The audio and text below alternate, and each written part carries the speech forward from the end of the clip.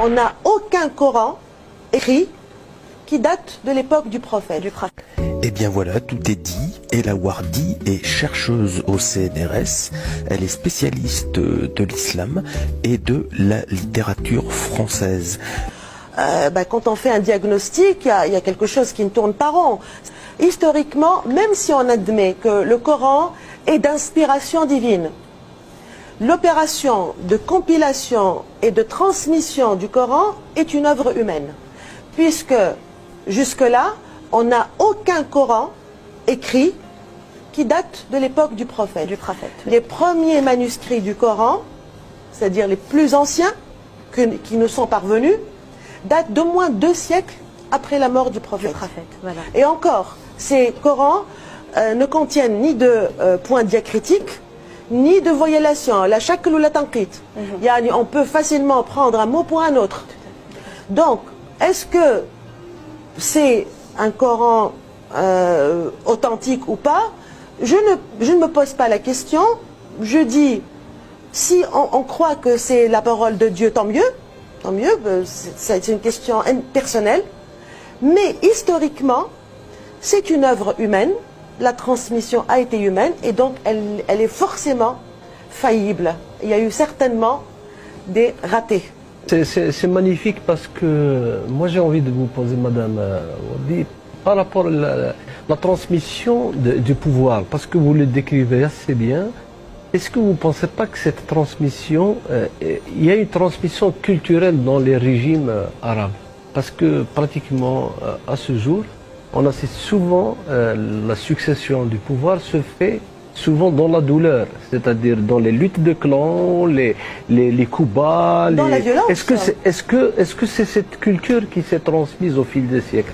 Absolument, je crois que, bon, bien sûr, le passé n'explique pas tout, hein, bien sûr, parce que chaque époque a ses spécificités. Mais quand même, quand on a un phénomène récurrent qui se répète, en fait, comme un symptôme, quand on fait un diagnostic, il y a quelque chose qui ne tourne pas rond. Ça veut dire que quand même, cette répétition du même montre qu'il y a quelque chose comme dans le programme génétique, j'ai envie de dire, dans l'ADN, qui fait que même dans des situations différentes, on arrive exactement à la même conséquence. C'est que personne ne lâche le pouvoir, l'alternance au pouvoir n'est pas admissible, elle ne se fait que suite, bien sûr, à la fatalité quand il meurt. Voilà, et encore, cela n'exclut pas, là aussi, des luttes intestines pour la succession, ou bien, évidemment, on écarte la personne avec un coup de pied. Hein.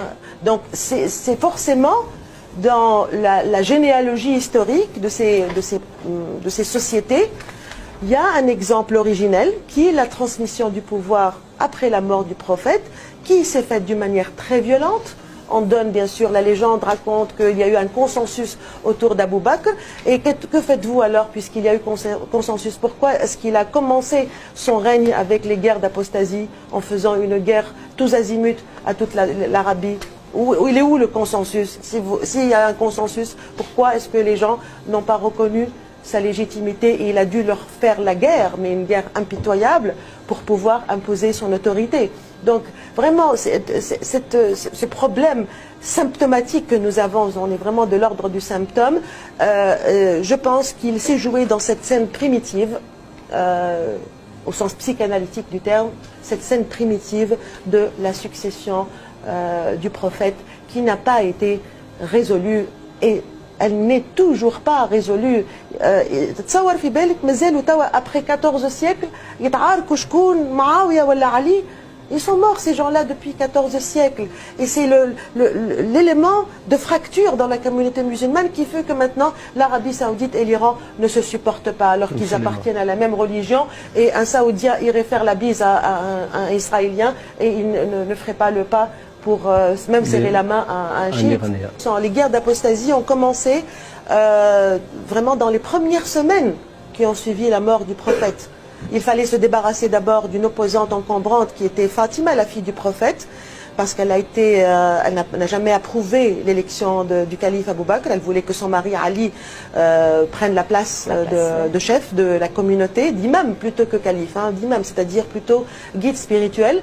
Et elle a été déshéritée matériellement, puisque son père lui a légué une oasis qui s'appelle Fadak, dont elle a été complètement déshéritée.